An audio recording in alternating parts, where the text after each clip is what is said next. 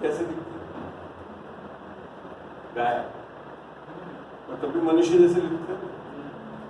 अब सोचो अगर वो सब चीज गायब हो जाए शरीर में से, तो एक भी रख दिया जाए लोग, ऐसी हालत होगी थी यीशु मसीह। हल्का मत लीजिए सुधार, अनुग्रह हो गया, अनुग्रह हो गया, मुफ्त हो गया, मुफ्त हो गया। बहुत बड़ी कीमत चुकाई है मेरे यीशु मसीह। बाइबल पढ़ के देखना, सत्य को जान के देखना, तब अपना आप आ जाओगे यीशु मसीह के पास। आपको मेरी हालत ऐसे हो सकती थी। जब हेल के बारे में बताया बाइबल में, रोजाना कीड़े खाते रहेंगे और तब भी आप खत्म नहीं होगे। आग में जलते रहोगे, आग बुझेगी नहीं, तब भी आप खत्म नहीं होगे। और कुछ सालों के लिए भी या बहुत सालों के लिए भी, हमेशा के लिए ऐसा गंभीर है आपकी स्थिति अगर आपने यीशु मसीह को ग्रहण नहीं किया। यहां सब आनंद लेकर चले जाओ, बढ़िया से बढ़िया शेवरलेट में घूम लो, लिमोसिन में घूम लो, पोर्श में घूम लो, जाकर फिर जब घूमोगे वहां तो नहीं करता है लाजरस और अमीर। उसको समझ में आ गया, मैं ही नहीं, मेरे भाई लोग भी यहीं आने वाले हैं। आपको पता है, यहाँ सुसमाचार नहीं भी समझो ना, वहां जाकर तो समझ में 101% आया। मैं बेहतर है यहाँ जान जाओ। सत्य ये है कि यहाँ जान जाओ, क्योंकि वहां ये भी लिख रखा है, अब्राहम बोलता है उसको, अब ना तो हम यहाँ से वहां जा सकते हो ना तुम यहाँ। मैंने ये मत सोच लेना कि मरने के बाद वहां पे किसी ने प्रार्थना करी, rest his soul, rest in peace, वहां चला जाएगा। नहीं जा पाएगा वो, नहीं जा पाएगा। मैं कह रहा हूं, अगर आप इस भरोसे बैठे हुए हैं कि कोई आपका कोई भी धर्म का गुरु आकर आपके लिए RIP, रेस्ट इन पीस कर देगा तो पहुंच जाओगे, नहीं पहुंचोगे। अगर यहां पीस मिल गई है और सच्चा पीस, शांति, या फिर यीशु मसीह जो कहता है जो शांति मैं तुझे दिए जाता हूं वो जगत नहीं दे सकता और ना तुझसे ले सकता है वो। ये सबसे बड़ी बाकी जगत की शांति तो जाओ, फिल्म देखो बहुत बढ़िया, लॉरेल एंड हार्डी देखो, मजा आ जाता है, बाहर निकलोगे वापस हालत है। मेरे को एक बार बहुत बुरा लगा हमारे क्रिश्चियन चर्च की, मैं जाकर गोविंद देव जी के मंदिर में बैठती हूँ, बड़ी शांति मिलती है, बहुत अच्छी बात मिल गई। बाहर आकर कैसे रहती होगी मैंने कहा शांतियां फिल्मों में, गाड़ियों में, इन चीजों में नहीं मिलती। शांति आत्मिक शांति वही यीशु मसीह बोलता है, महीना 14-27 में, मैं तुम्हें अपनी शांति दिए जाता हूँ। ऐसा नहीं बोलता है शांति दिए जाता हूँ, लोग बात सोचते शांति जैसे कोई किलो में मिलती हो, नहीं, मैं तुझे अपनी शांति देता हूँ। 14-27 मैं तुम्हें शांति दिए जाता हूँ, अपनी शांति तुम्हें देता हूँ, जैसे संसार देता मैं तुम्हें नहीं देता। शांति संसार में भी है, यीशु मसीह बता रहे हैं, पर संसार की शांति आप लोग बहुत लोग भोग चुके। ऐसी बात नहीं, मैं तो आज भी भोगता हूँ, बढ़िया एसी में बैठता हूँ पर मेरे को फायदा क्या है, मेरे पास उसकी एक शांति है। ऐसा नहीं है यीशु मसीह ने बोला कि संसार की शांति हो या भले अच्छी चीजों को भोगो मत, क्योंकि चीजों के कारण लोग परेशान नहीं होते, वो तीन ही चीज के कारण होते, घमंड, आंखों की लालसा और मन का घमंड करना, वो है जो बुरी चीज है। ये मत सोच लेना कि बढ़िया सी गाड़ी कोई बुरी चीज है, यहां तक कि पैसे के भी लिख रखा है बाइबल में, पैसे में कोई खराबी नहीं, पैसे की लालच सारे बुराई का जड़ है, पैसे में कोई खराबी नहीं है। आपको बता दो, सोना चांदी तो बेचारे परमेश्वर ने वहां पे भी रख दिया था, आदम की बाटी का, पता नहीं कोई हमारे कोई कलीसिया लोग बोलते कि सोना नहीं पहनना चाहिए, मैंने कहा फिर वहां रखा क्यों और वो छोड़ो, कौन सा संदूक बोलते हैं आर्क ऑफ कवेनेंट को, वाचा का संदूक, ठोक ठोक के सोने से बनवा दिया परमेश्वर। फिर बोलते आप सोना मत पहने, परमेश्वर तो सारी चीज सोने की रख के बैठा हुआ है और आगे ले आकर आपको सोने की क्या अरे महल नहीं, रास्ते यार, डामर के रास्ते ही नहीं मिलेगा आपको। और फिर हम लोग बोलते रहते सोना मत। सोने ना रखने और रखने से कोई नरक स्वर्ग नहीं जाते। परमेश्वर की धार्मिकता है, यीशु मसीह जो सोना है, क्या वो आपके अंदर है? वो है सच्चा सोना, जो रेवलेशन में बोला ना कि आओ मुझसे सोना खरीदो। धार्मिकता है उससे, मुफ्त में दे रहा है वो, खरीदने के लिए बोलता जरूर मत, देता मुफ्त में है, क्योंकि खरीद तो उसके रख रखा है। हम यहाँ आज फटाफट जाकर 2 के साथ 3 फ्री में लगभग के लेते हैं। पता है 2 के साथ 5 का ले चुका है आपसे। कोई चीज संसार में मुफ्त नहीं आती। बहुत बड़े गलतफहमी है, मुफ्त एक है, वो भी मेरे पास कीमत चुकाई है उससे, इसके लिए वो मुफ्त दे सकते। तो इस सुसमाचार की सामर्थ का कारण क्या है कि उसने अपना लहू बहाया। और आपको मैं बता दूं, यीशु मसीह का एक लहू का कतरा इस पूरे संसार के पापों को माफी कर सकता है, मगर उसने तो सारा लहू बहा दिया।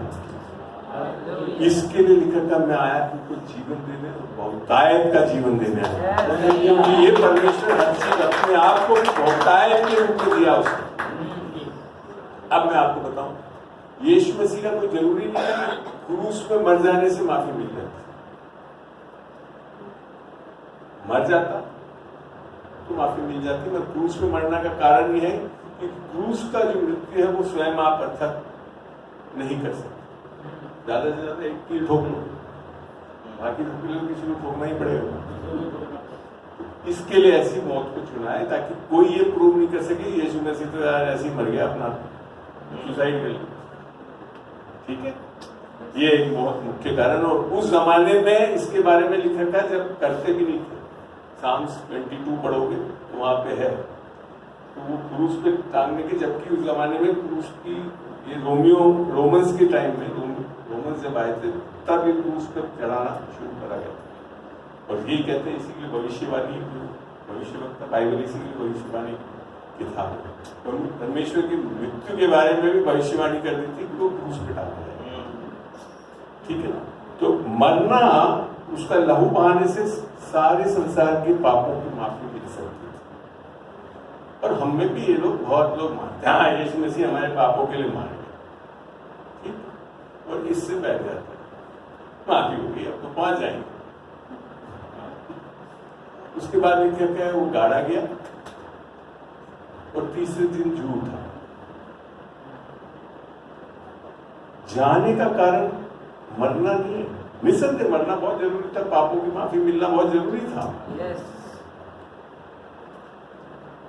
जी उठना भी बहुत जरूरी था, क्योंकि अगर यीशु मसीह जी नहीं उठा, अगर नहीं उठता तो मैंने सारे पापों की माफी नहीं मिली, संसार के सारे पापों की माफी नहीं मिली हो, क्योंकि परमेश्वर धर्मी न्यायी परमेश्वर है। एक भी पाप अगर यीशु ने हमारे किसी संसार के नहीं लिए थे और उसको दंड नहीं सहा होता तो जी नहीं उठ सकता, अगर कोई भी पाप छूट जाता। इसके लिए जी उठना भी बहुत जरूरी था। वो है जो दर्शाता है कि हम आज माफ किए हुए। अगर वो नहीं होता, लिखा ना पौलुस ने लिखा, अगर यीशु नहीं जी उठा तो हम भी, हमारा विश्वास व्यर्थ है। इतना सामर्थ्य है वो सुसमाचार। इसके लिए सुसमाचार पर विश्वास करना होगा, इसको समझना होगा वो क्या रहा है। तो मैंने बताया ना, दंड कैसा दिया गया था उसको, ऐसा कि वो मनुष्य जैसा दिखता नहीं।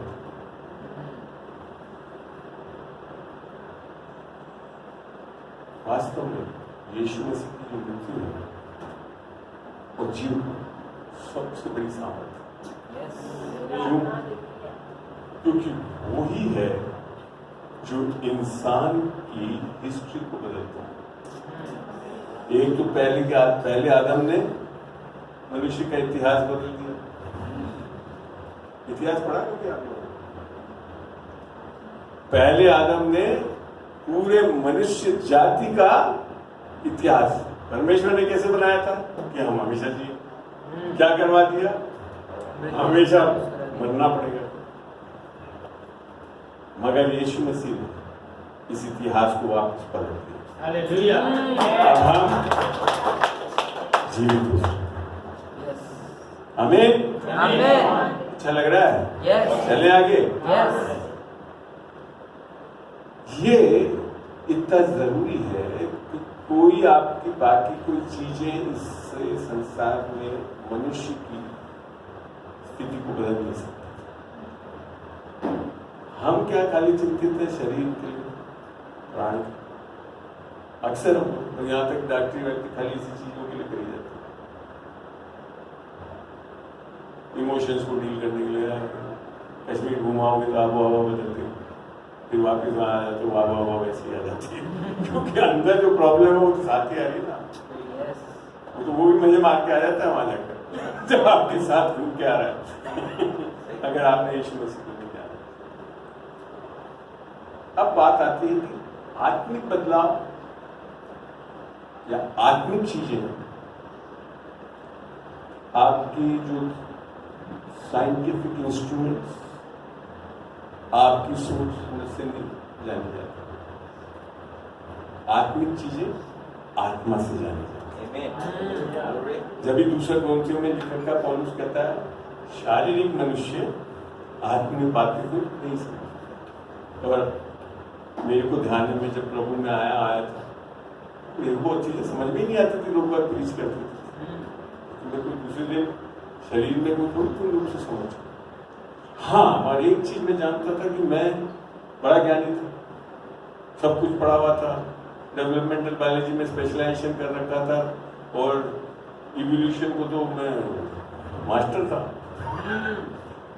मैं जिस दिन बाइबल मैं 1998 सितंबर में मैंने उद्धार पाया और दिसंबर तक मैंने एक बार BSI की जो छोटी बाइबल होती है बच्चों के लिए जिसमें वो बने हुए भी रहते हैं उसको पढ़ लिया था।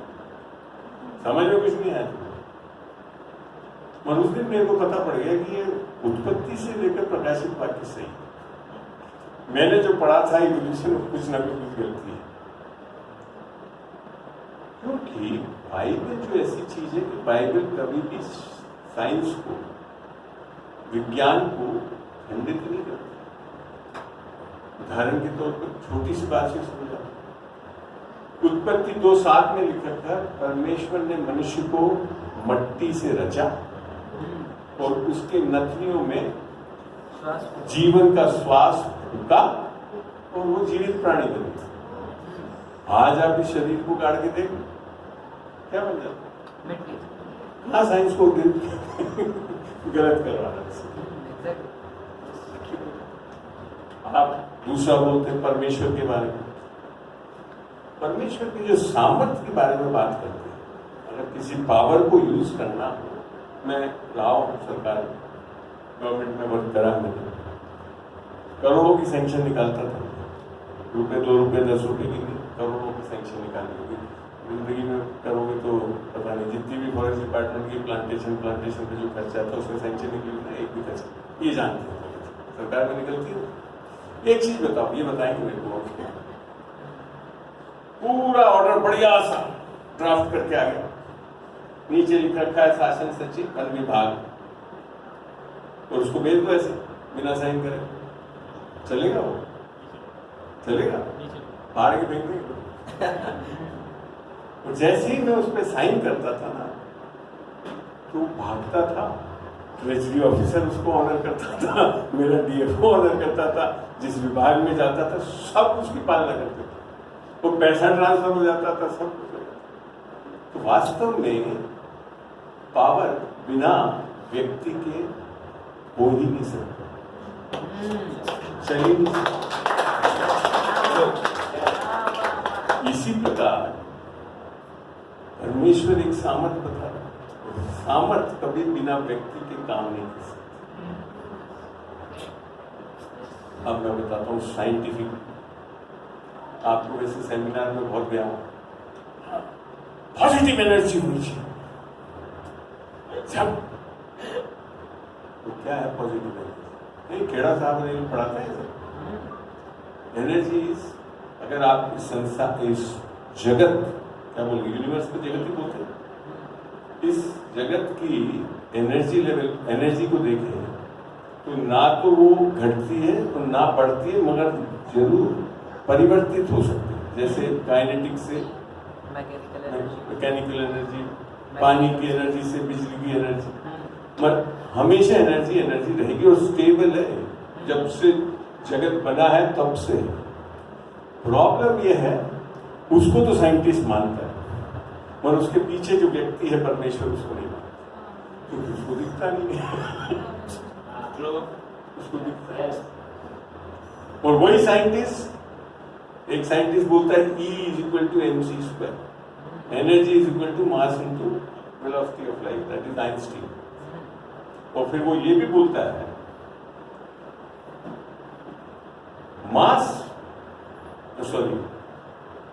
mass divided by the velocity of light, उल्टा बोलो, energy divided by the velocity of light will create mass. E = mc². तो energy divided by speed of light will create mass. आपने फिक्शन मूवीज देखी है? खड़ा हुआ वो अंदर गायब हो गया, दूसरी जगह पहुंच गया। तो हमारे बाइबल में भी लिखा था, फिलिपस को ले आया था वो। कैसे लाया था? वो परमेश्वर है उसके पीछे। God can transfer anything. But science also proves that. मेरे को आज तक समझ में नहीं आता लोग बात क्यों मानते कि बाइबल की बेकार की चीजें हो नहीं सकती साइंटिफिकली। जब बाइबल शाम से बताती है कि पृथ्वी गोल थी, तो बिना किसी उसके टिकी हुई है। और बेचारे उस टाइम के जो साइंटिस्ट बताता था एरिस्टोटल, तो उसको मार ही दिया, क्योंकि वो चपटी होती है हमारे पास। ये है प्रॉब्लम, क्योंकि आत्मिक चीज है, परमेश्वर की चीज है, आपकी चीज। ये आपको अमकीन टाइम्स में बता दूं, कई बार आप बीमारियों में जाकर चेक करा लीजिए, MRI करा लीजिए, FRI करा लीजिए, कुछ भी नहीं निकलता, तब भी बीमारी बनी रहती, क्योंकि आत्मिक है। वो है वो सामर्थ्य जिसको हम, मेरे को बड़ा अच्छा लगता है दवाई के रूप में दिन भर। मेरे को डॉक्टर बनाने का बड़ा शौक था। मेरे नाना नानी वो दोनों डॉक्टर थे, मेरे परिवार में बहुत डॉक्टर थे। मैं 3 बार राजस्थान PMT में अपीयर हुआ, हर बार 1 नंबर से रह गया, नहीं बन पाया। फिर मैं कहा चलो डॉक्टर बनते हैं तो चलो MSc करी और PhD ज्वाइन कर लिया, रिसर्च करके डॉक्टर बन जाए। वो मैं तो वही बनना चाहता था। मेरा दोस्त मेरे से सीखने आता था IFS की कोचिंग में एग्जाम के लिए, वो कहा नहीं यार चार मैं तेरे लिए एक फॉर्म लेकर आता हूँ, तू भर दे अब तेरी IFS का फॉर्म, तेरे पैसे भी नहीं लगेंगे। मैंने लिया ना, भर देंगे, भर दिया, एग्जाम दे दिया, फोकट में चला गया, IFS बन गया मैं। तो वो डॉक्टरी भी नहीं हुई, PhD भी कंप्लीट नहीं हुई, छोड़ गया बीच में। तो मन में बहुत रहता था डॉक्टर नहीं बन पाया, PhD करना था, PhD नहीं कर पाया। और एक दिन प्रभु ने बातचीत करी, जब प्रभु ने आने तो पूरा PhD है, you are preaching, healing and delivering. डॉक्टरों से बढ़कर काम करते हैं, डॉक्टर तो खाली चीरा फाड़ा करते हैं, हम तो सारी चीजों को निकाल देते हैं जो परमेश्वर हमको सामर्थ्य देते हैं। सही में अगर डॉक्टर बनना है तो डॉक्टरों के पास आइए, यीशु मसीह, उससे मेरे को इतना बड़ा सेटिस्फेक्शन, मैंने इच्छा मेरी पूरी करके दी है परमेश्वर ने, क्योंकि कहता है तुम्हारी इच्छाओं को मैं पूरा करने वाला परमेश्वर। That is how I am. इसके लिए मैं आज यीशु मसीह के लिए इसके लिए नहीं पढ़ाता हूँ कि पुराना मत मानो कि अच्छा है पास्टर, मैं पास्टर भी नहीं, खाली एक बाइबल टीचर हूँ, और मेरी एनॉइंटिंग भी नहीं है कि मैं कलीसिया चला, ये है भी नहीं मेरी। मगर और सही बात बताऊं, मैं आज जो ये सेविकाई कर रहा हूँ बाइबल यूनिवर्सिटी के साथ उसके टीचिंग, मैंने कभी सपने में भी नहीं सोचा था कि मैं परमेश्वर की सेविकाई करूँ।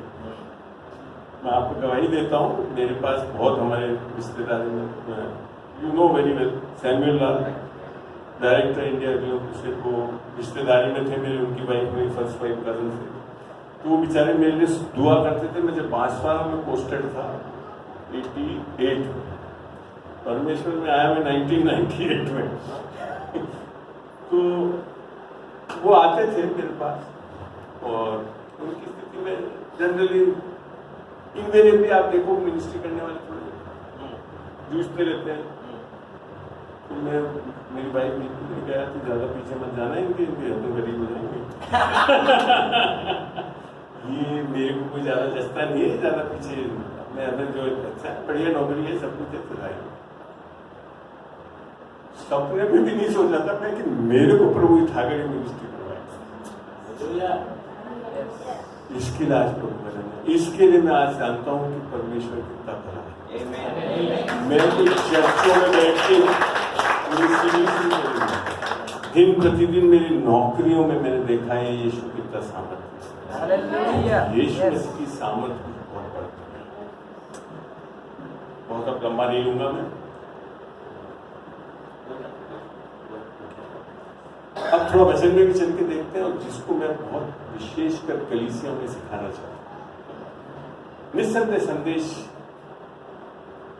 नए नियम में आकर अनुग्रह विश्वास से परमेश्वर से सब कुछ पाते हैं। लगाना इससे 2:8 से लेकर एक साथ लग जाता है कि सबके आगे बढ़ाना पड़ा 2:8 लगाना बेटा। इससे 2:8 नए नियम में आकर पुराने नियम के अनुसार नहीं है। इसका ये मतलब नहीं है मैं कह रहा हूं कि पुराना नियम बेकार हो गया। पुराने नियम में भी सब कुछ अनुग्रह से ही हो रहा था और भी कारण दया के कारण यहां लिखा था क्योंकि विश्वास के द्वारा अनुग्रह ही से तुम्हारा उद्धार हुआ है। उद्धार अभी आपको पूरा समझाया सुसमाचार में क्या सामर्थ्य और वह तुम्हारी ओर से नहीं पर परमेश्वर का दान है अर्थात कमा नहीं सकते। अगला वर्ष और ना कर्मों के कारण अर्थात हमारे कुछ करने से। तो क्या हो जाता है हमारी कलीसिया में ये मैंने जब इसको पढ़ते हैं ना अनुग्रह विश्वास से हो गए तो अब सोचते हम लोग काम में नहीं कर्मों का तो है नहीं करना हमारे कर्मों के कारण ऐसा ना हो कि कोई घमंड करे। यहाँ पर्पस है जब बात आ रही है उद्धार की कि हम उसको कमा नहीं सकते हम अपने धार्मिक कार्यों से नहीं पा सकते। ठीक है और इसको पढ़ के और एक और वर्ष आगे बढ़ना। हाँ नहीं 9 पे आकर रुक जाते हैं। हाँ उद्धार हो गया तो सब कुछ हो गया अब कर्म नहीं करना। मगर जब भी परमेश्वर के वचन में पढ़ोगे उद्धार में और अनुग्रह के बारे में तो उसमें पूरी आयत को पढ़ना चाहिए। 10वीं आयत क्या लिखा रखा है क्योंकि हम परमेश्वर की रचना है और मसीह यीशु में उन भले कामों के लिए सृजे गए हैं। अनुग्रह बिना कामों के नहीं रहता। ये बहुत गलत सोच है चर्च में। अनुग्रह मैंने काम नहीं करना तो बस अब बाइबल भी सब नाम घुसा देगा बाइबल ऐसा कभी नहीं बताती जब भी अनुग्रह प्रकट होता है क्या करना है। जिस तरह से हम आज कलीसियों में देखते हैं लोग बुरे कामों में तो लिखा कहाँ है भले कामों के लिए सजे गए जिन्हें परमेश्वर ने पहले से हमारे करने नहीं करने के लिए करने के लिए कॉमन चीज लगी मेरे को। बल्कि मेरे को कई लोग इवन मैं क्यों अनुग्रह सिखाते हो समझाना पड़ता है कुछ काम नहीं। मेरे को ये ब्रांडेड कर दिया लोगों ने कि अंकल तो बोलते रहता अनुग्रह से सब कुछ हो जाता है। ऐसा कहीं नहीं लिखा है अंकल ने कभी नहीं बोला ऐसा। अनुग्रह से आपका उद्धार होता है निस्संदेह होता है मगर क्यों करता है ताकि आप भले कामों के लिए सजे जाए तैयार आपको भी नहीं वो पहले ही तैयार कर चुका है दे चुका है। इसीलिए तो आज इतने आराम से टीचिंग करता हूं भरा हुआ था उसने। मैं जब अनुग्रह और उद्धार पाया तब वो प्रकट कर सकता हमें तो आप बैठे नहीं रहोगे है एक और जगह से पढ़े खोले तीतुस 2:11 से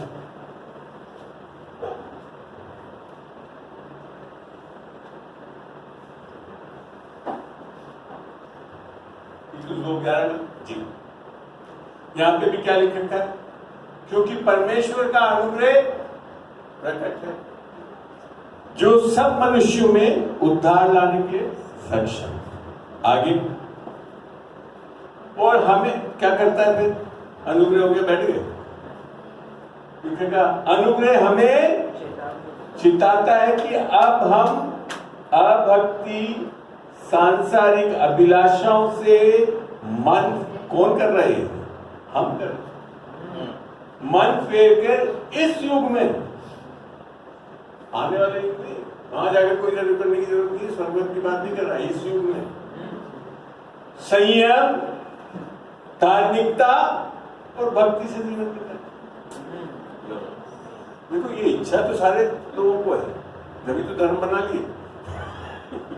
धर्म बनाए इसी के लिए कि हम लोग क्या है, संयम और धार्मिकता। मगर ये नहीं पता कि धर्म से नहीं बदलता, वो अनुग्रह से बदलता है। अनुग्रह चाहिए आप, यीशु चाहिए आपको। वो आता है जब वो चिताता है आप, जब वो आप क्या करते हो ऐसे बनते हो। तो अनुग्रह के साथ कभी भी मैंने ऐसा नहीं देखा बाइबल में कि काम नहीं है। एक और आयत है, पहला कुरिन्थियों 15:10। एक मिनट, इसको आगे बढ़ा, हाँ। और उस धन्य आशा की अर्थात अपने महान परमेश्वर और उद्धारकर्ता यीशु मसीह की महिमा के प्रकट होने की प्रतीक्षा करते हैं। ये कौन सा समय? जजमेंट वाला नहीं है, ये बीच में जो आ रहा है यीशु कलीसिया को लेने। हम लोग तत्पर हैं उस पर। ये नहीं है कि उद्धार पा लिया, बैठ गए, नौकरी मिल गई, ये नहीं है। ये सब मैं आपको बताता हूँ, कोई भी बढ़िया सा इंटरव्यू दे दोगे एमएनसी में, आराम से 9 लाख की नौकरी मिल जाएगी। और मेरे को तो आप ये बता दो, मैं आज अनुग्रह पाया हुआ व्यक्ति हूँ, मेरे को आज भी चपरासी लगा दो किसी कंपनी में, within 1 year I am the CEO of परमेश्वर मेरे साथ। वो यूसुफ नंगा आया था, जब भी बोला परमेश्वर उसके साथ। पोतीफर जी बोले अरे इसके तो अंदर परमेश्वर है। अरे अन्य जाति वाले को दिख गया उसके अंदर परमेश्वर है, और उसके साथ काम करता है, और जिस काम में हाथ लगाता है वो। ये चीज मैंने अपना अनुभव करा। मैं भाई को बता रहा हूं, मैं इस डिपार्टमेंट में काम कर रहा था, जिस डिपार्टमेंट का रेवेन्यू खाली 40 करोड़ था, 105 करोड़ हो गया।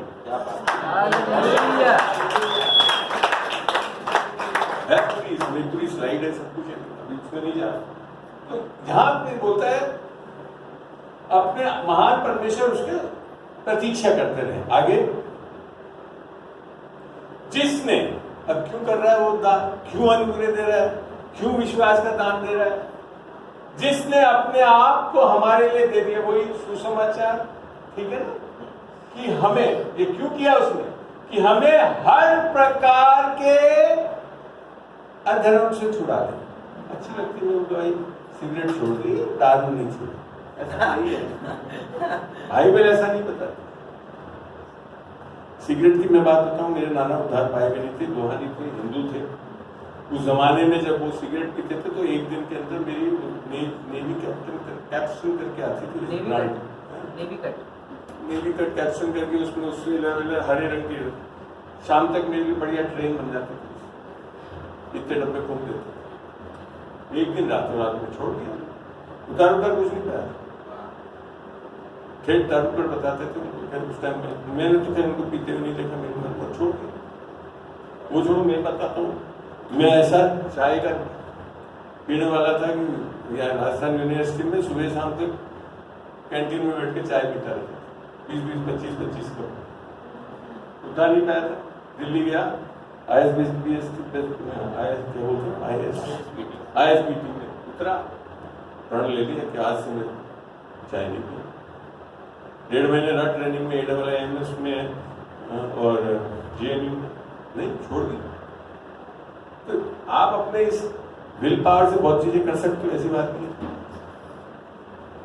सिगरेट छोड़ना बात है सारी। और मैंने चाय बिल्कुल नहीं पी, और आकर IFS में 1984 में हुआ, और मेरे को कर्टसी कॉल के लिए यहाँ पे PCCF जो उस जमाने में थे भरत सिंह के उससे कांपते थे, उसके अंदर कमरे में घुसने के लिए डरते थे। वहाँ जाकर हम कर्टसी कॉल के मैं मेरे बैचमेट गए थे, बैठते उन्होंने बोला अरे कॉफी लेना, मेरी हिम्मत नहीं मना कर तो पी मैंने कॉफी इतने सालों से नहीं पी थी, मत पी। मैं क्या कहना चाहता हूँ, वो चीज नहीं है दिल पार से आप, मेरे नाना ने करा भी था।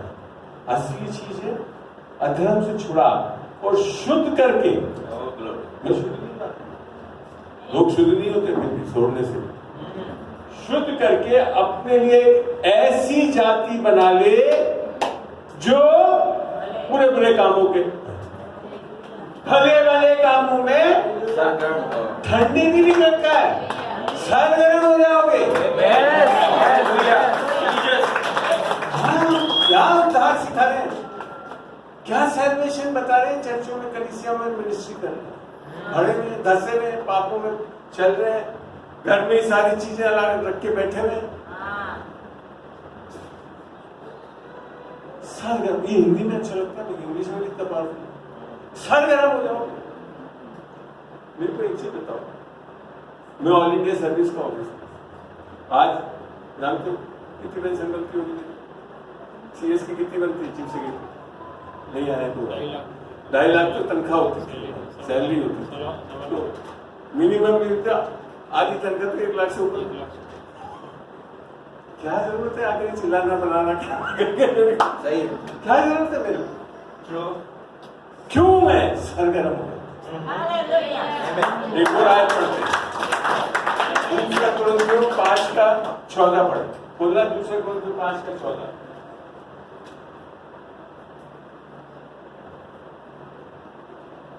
बोला नहीं, अरे वो बोला करोगे, क्या लिखा है यहाँ पे, क्योंकि मसीह का प्रेम क्या करता है, विवश करता है कि सिगरेट पिए दारू पिए, ऐसा करता है। तो कर क्या रहे लोग जो बोलते हैं हाँ हम यीशु मसीह को प्रेम करते हैं, विवश कर देता है कि इसलिए कि ये हम ये समझते हैं कि जब एक सबके लिए मरा तो सब मर गए।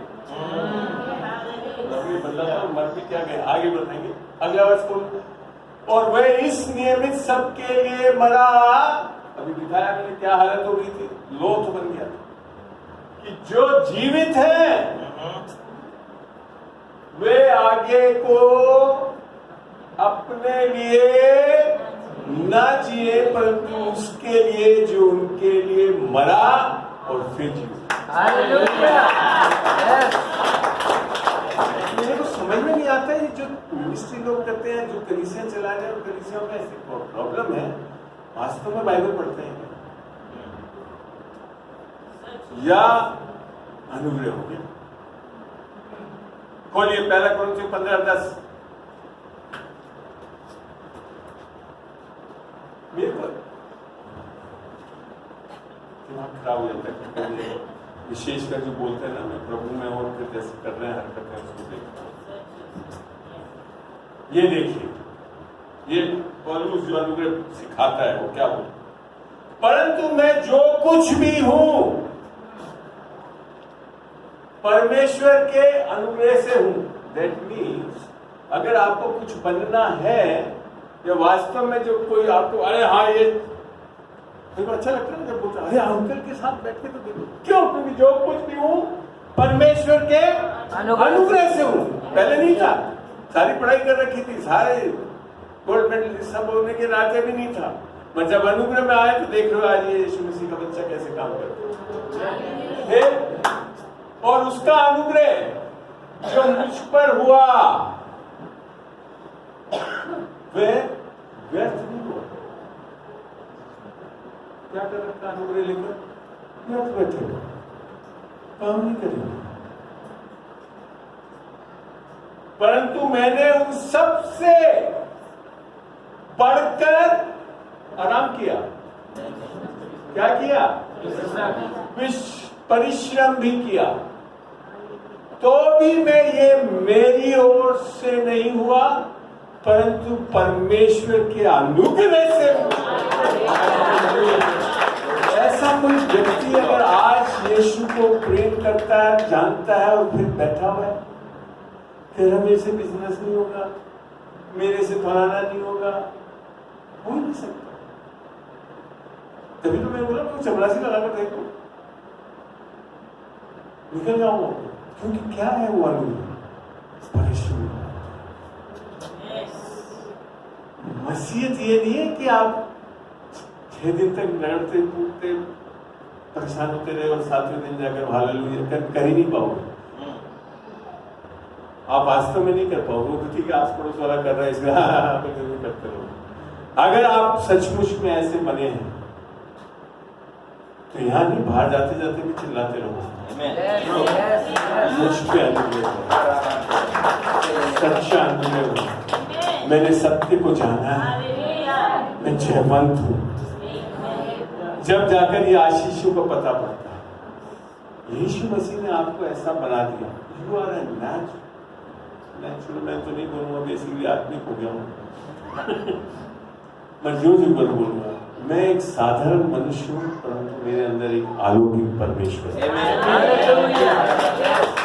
ये मेरे बल से नहीं, मेरे सामर्थ्य नहीं, परंतु उसकी आत्मा के द्वारा ही संभव है।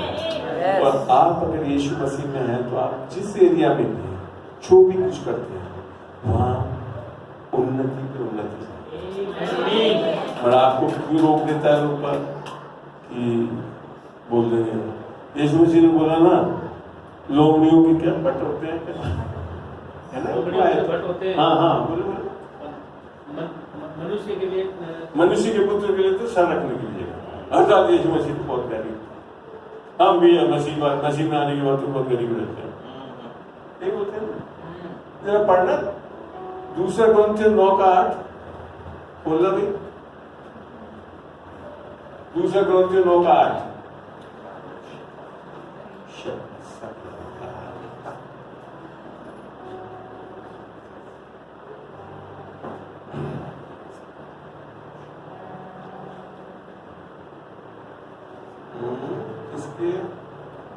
He became poor so that you can become rich for the person. इसी के ऊपर नीचे होगा देखो।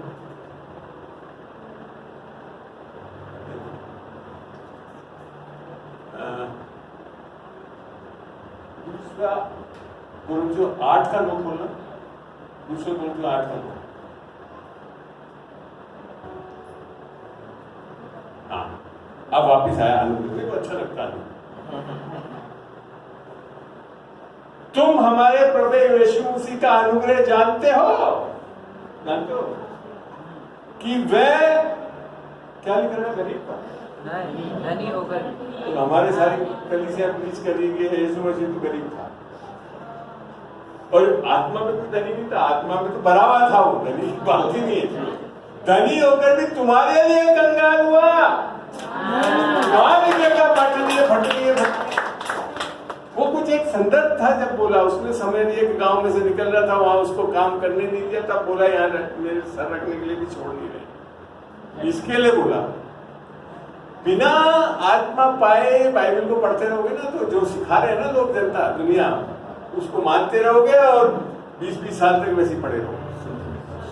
कहीं नहीं लिखा बाइबल में, तो लिखा यीशु मसीह धनी था, वो तो हमारे लिए कंगाल हुआ ताकि हम कंगाल हो जाने से तुम धनी हो जाओ। लोमड़ी बने रहोगे तो कंगाल ही बैठे रहोगे। वचन को, अरे बड़ी सिंपल हिंदी है यार, कोई ऐसा कोई आत्मिक चीज भी नहीं लगता एकदम से पढ़ने में। शब्द तो लिख रखा ना, गरीब थोड़ी मन हम पूरी डॉक्ट्रिन बना देते। मेरे को बाइबल इतनी अच्छी लगती है कि हमारे जितने लोग डॉक्ट्रिन बनाते हैं ना, डब्बे में डालते हैं, और ये है परमेश्वर है ना, फोड़ देता है सब। एक बोलेगा जब तक पानी का बपतिस्मा नहीं लोगे तो आत्मा नहीं मिलेगी। पतरस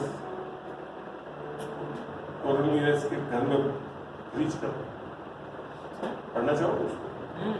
चल पढ़, कौन सा है? एक्ट्स चैप्टर 10 40 के आसपास खोले, 40 के आगे नहीं बोलेगा वो, खोले प्रेरित होगा 10:40 के आगे। ये तो बताया उसने सुसमाचार, उसको परमेश्वर ने तीसरे दिन जिलाया और प्रकट भी कर दिया। That is the miniature form of. अब क्या लिखा है? सब लोगों को नहीं वरन उन गवाहों को जिन्होंने परमेश्वर ने पहले से चुन लिया था, अर्थात हमको जिन्होंने उसको वापिस पूरा। आगे पढ़ना 42 43 पे चलो, 44 पे आ जाओ। पत्रस ये बातें कह ही रहा था कि पवित्र आत्मा वचन के सब सुनने वालों, अभी पूरी बात भी नहीं करी थी उसको, पवित्र आत्मा वचन के सब सुनने वालों पे उतर आया। आगे, और जितने खतना, वो लोग थे जो यहूदी थे, वो कहते थे खाली हमको मिलेगी पवित्र आत्मा, दूसरों को थोड़ी मिलेगी, हम मैं सही। विश्वासी पत्र के साथ आए थे, वे सब चकित हो गए। अन्य जाति पर भी पवित्र आत्मा का दान भेजा गया और क्या करने लगे वो अगले वर्ष में लिख रखा है, क्योंकि उन्होंने उन्हें भांति भांति की भाषा बोलते और परमेश्वर की बड़ाई करते सुना। इस पर पत्रस ने कहा, अब क्या कहा? क्या आपको इन्हें जल से रोक सकता है? कहाँ लिख रखा है कि पानी का बपतिस्मा की बात ही मिलेगी? हमारी डॉक्ट्रिन क्या है? बपतिस्मा लोगे तो मसीह बन जाओगे, सबसे बड़ी दुनिया। क्योंकि मैंने आज शुरुआत करी तो उसको लेकर मैं खत्म करूंगा आज। पानी का बपतिस्मा आज, ठीक है? समझ में आई बात? नहीं है। आप अगर डॉक्ट्रिन बना लोगे ना, आपके थियोलॉजिकल डॉक्ट्रिन से ऐसे होता है, ऐसे ही होगा, गलत है। अब मैं आपको समझाता हूँ। नए नियम में आकर जब लोग वाद विवाद में पड़ जाते हैं ना, बपतिस्मा लेने से आत्मिक नहीं होते, हो भी नहीं सकते। कोई भी फिजिकल चीज अर्थात भौतिक चीजों से आप आत्मिक नहीं होते। आत्मिक चीजें भौतिक चीजों के साथ जा सकती है, जैसे रुमाल लेकर जाते थे और सब चीज चला जाता था और अभिषेक करता था। पानी का बपतिस्मा कब सार्थक और क्यों लिया जाता है नए नियम में आकर, उसके लिए एक बार खोलते हैं मत्ती 3, जब यीशु मसीह का बपतिस्मा, उसको खोलें। नए नियम में आकर आप जब सुसमाचार को सुनते हैं, ग्रहण करते हैं, अंगीकार करते हैं, तब आपके आत्मा का बपतिस्मा हो जाता है, जो कि इफिसियों 1:12-13 में लिख रखा है। जब हमने सुसमाचार को सुना तो पवित्र आत्मा की छाप लगी, आपकी आत्मा बपतिस्मा हो जाता है, आपकी आत्मा का पवित्र आत्मा से। वो बहुत जरूरी है। इसीलिए पौलुस ने बोला, यीशु मसीह ने मुझे बपतिस्मा देने के लिए नहीं, परंतु सुसमाचार। आज नए नियम में आपके आत्मा का बपतिस्मा होना बहुत जरूरी है, सबसे पहले, ठीक है? आप क्या लिखा है यहाँ पे? ये खुद आप मत्ती, मैंने कहा था ना, मत्ती 3, जहाँ पे यीशु मसीह की आखिरी 3-4 आयत हैं, जिसमें बैप्टिज्म के बारे में यीशु मसीह बोल रहा है यूहन्ना से आकर। जब वो आता है यूहन्ना के पास, वो बोलता है, जब खोल नहीं, आगे नीचे 4 आए तो नीचे आ जाए, last can you see what are the last 3 verses? मत्ती 3 में 15, 16, 17। 15 में क्या शुरू होता है? यीशु ने उसको यह उत्तर दिया। चलिए खोल दिया। इसके 15 में आ जाए, ये तो बता दीजिए, 15 पे आ जाए। हाँ, यीशु ने, अब ये यूहन्ना के पास आया है यीशु मसीह, और यीशु ने उसको ये उत्तर दिया, अब तो ऐसा ही हो। और पतरस यूहन्ना बोला, मैं कहाँ आपको बपतिस्मा दूंगा, आप मुझे बपतिस्मा दें। तब उसको बोल रहा है, अब तो ऐसा ही होने दे, क्योंकि हमें इसी, एक चीज मैं बताऊं, उससे पहले एक चीज हो, यूहन्ना मन फिराने का बपतिस्मा, अर्थात पापों का अंगीकार करके, और यही रहता था। अब मेरे को बताया, वो यीशु मसीह को फिर कैसे बपतिस्मा देगा? वो पाप तो करा ही नहीं उसने, कौन सा बपतिस्मा देगा अंगीकार कराने? ये कहेगा चल एक पाप कर दिया, जरा सा फॉर्मेलिटी कर दूं मैं, है ना?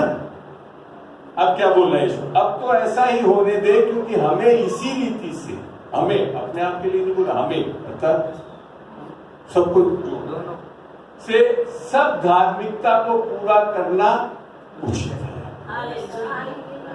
माने नए नियम में आकर उद्धार हो चुका है आपका, बपतिस्मा आत्मा का हो चुका है।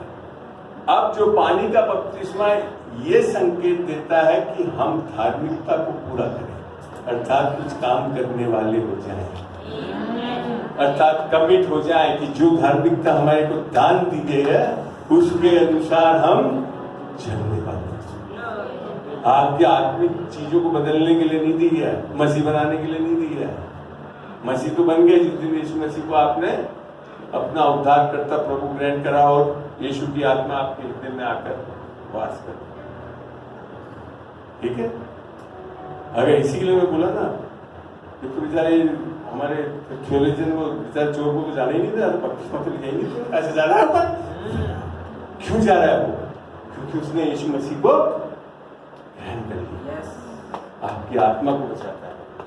आत्मा पानी से नहीं बचती।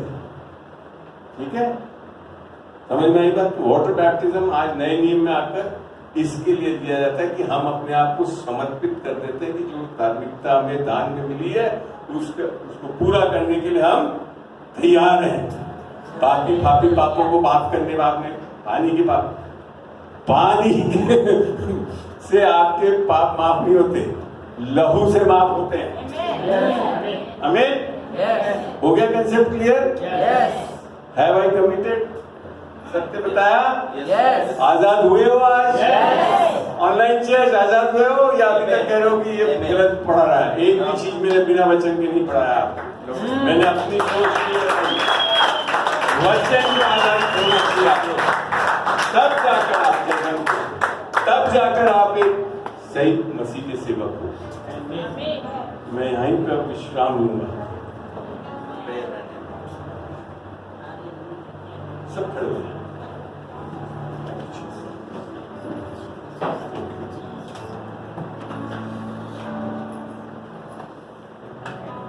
खुदा मैं तेरा शुक्र करता हूं, धन्यवाद देता हूं खुदा। इनमें से अगर किसी ने भी आज तक इस सुसमाचार को, उसकी सामर्थ को नहीं चखा है, अगर आप में से ऐसा कोई भी है जो आज इससे एक प्रकाशन पाया है और आप चाहते हो इस सामर्थ को लेना, वही लोग, मैं जानता हूं आप में से करीब सब लोग विश्वासी, कोई भी ऐसा जो व्यक्ति है जिसने आज इस शिक्षा से उसके सत्यों को जाना है इस बाइबल में, और अगर वो यीशु मसीह को अपना उद्धार करता और प्रभु ग्रहण करना चाहता है, वो आगे आ सकता है। मैं दो मिनट दूंगा। ऑनलाइन चर्च भी आप में से कोई भी इस यीशु मसीह को जैसा आज जो शिक्षा दी है उसको ग्रहण करना चाहते हैं, तो आज खड़े हो जाइए और अपने स्क्रीन की तरफ अपने हाथों को बढ़ाइए और हम आपके लिए प्रार्थना करना चाहेंगे। और इस प्रार्थना को आप दोहरा सकते हैं। ये रोमियो 10:9 के अनुसार, ये रोमियो 10:9 के अनुसार है। तैयार हैं आप लोग? बोलिए मेरे साथ, प्रभु यीशु मसीह तू ही मेरा उद्धार करता और प्रभु है। तू मेरे पाप के लिए मारा गया, लड़ा गया और तीसरे दिन जी उठाया मेरे लिए। इसलिए मैं अनंत जीवन तेरी आत्मा अपने हृदय में विश्वास से ग्रहण करता हूँ। धन्यवाद देता हूँ यीशु के नाम से। Lord now I pray lord, खुदावन मैं दुआ करता हूँ खुदावन यहाँ पे और ऑनलाइन चर्च करता हूँ, जिन ने आज तेरे इस सुसमाचार को अंगीकार किया और ग्रहण किया, तेरी आत्मा की सामर्थ से भर देता हूँ। यस लॉर्ड, फिल देम खुदावन, तेरे ज्ञान की आत्मा, तेरी सामर्थ की आत्मा, शांति की आत्मा, सद्बुद्धि की आत्मा से एक एक जन विश्वास से ग्रहण, केवल विश्वास से खुदावन ने तैयार कर दिया उन कार्यों के जो तूने इनके अंदर पहले से सच दिया गया था, ताकि उसमें ये चलने वाले हो सके। तेरी बुलाहट को समझने वाले हो सकते हैं। कोई भी खुदावन तेरे राज्य में खाली नहीं बैठे, तेरे राज्य को बढ़ाने वाले हो सकते, तेरे सुसमाचार को बताने वाले हो सकते।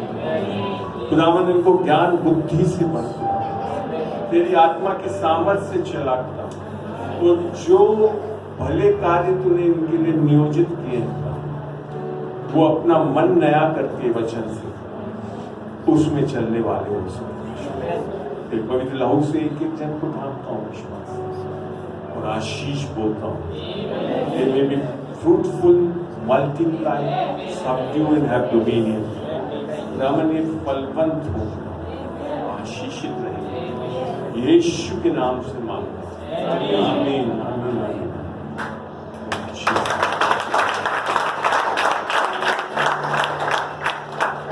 अब खुदावंद यीशु मसीह का प्रेम, पवित्र आत्मा के साथ और परमेश्वर का अनुग्रह आप में हमेशा बना।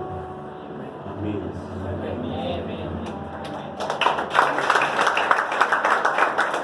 हालेलुया।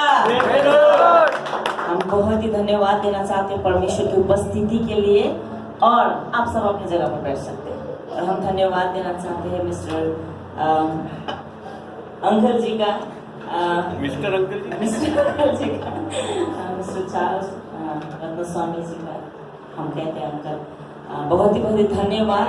बहुत ही सामर्थी वचन था। हम विश्वास करते हैं ऑनलाइन चर्च परमेश्वर ने आप जहां पर भी है सामर्थ्य के काम किया है, हम विश्वास करते हैं, और यहाँ पर भी आपके जीवन में परमेश्वर ने सामर्थ्य का काम कर रहा है।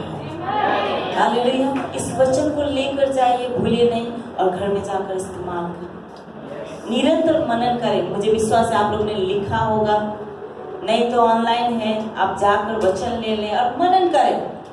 परमेश्वर सच में वचन में, इस वचन में छुटकारा रखा है उसने। हालेलुया, आमीन। हम फिर से मिलेंगे। ओके। मुझे नहीं समझ में आता है कि आप परमेश्वर के वचन को किस कदर लेते हैं, लेकिन कोई जरूरी नहीं है कि जिस टॉपिक में आपको पढ़ाया जा रहा हो या बताया जा रहा हो,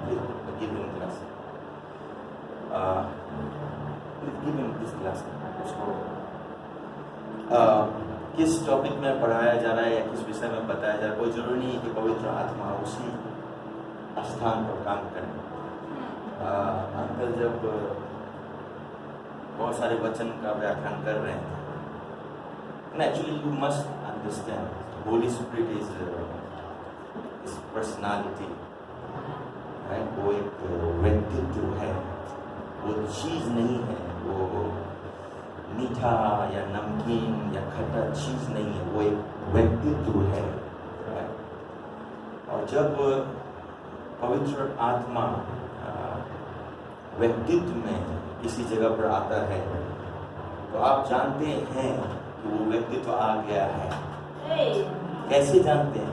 क्योंकि आपको उसका अनुभव है। I don't know how many of you know, कितना लोग आप लोग आशा कर रहे थे जिसके बाद हम लोग प्रार्थना करेंगे बहुत ही संध्या है ना। मैं यही चर्च को बताता हूँ, even in the miracle service मैं अपने वचन को देख रहा था,